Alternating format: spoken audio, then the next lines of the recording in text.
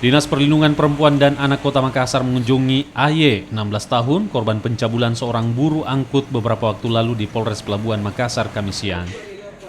Tim reaksi cepat ini memberikan sejumlah pembinaan khusus kepada AY, namun petugas mengalami kesulitan dalam berkomunikasi lantaran anak tersebut masih mengalami trauma dan memiliki sejumlah permasalahan sosial. Petugas tim reaksi cepat ini juga mengaku bahwa AY pernah berada di rumah aman selama 6 hari dengan kasus dugaan perdagangan manusia yang dilakukan oleh orang tua angkatnya yang berada di Makassar. Selain dijual ke saudagar, anak ini juga dipaksa bekerja di tempat hiburan.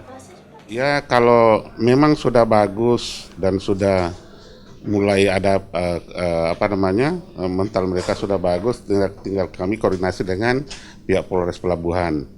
Apakah kasus mereka lanjut atau tidak dan apakah keluarganya mau menerima atau tidak, kan begitu.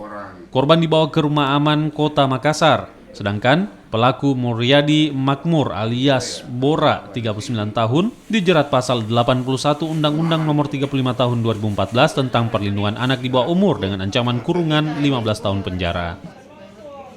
Tim Liputan Kompas TV Makassar.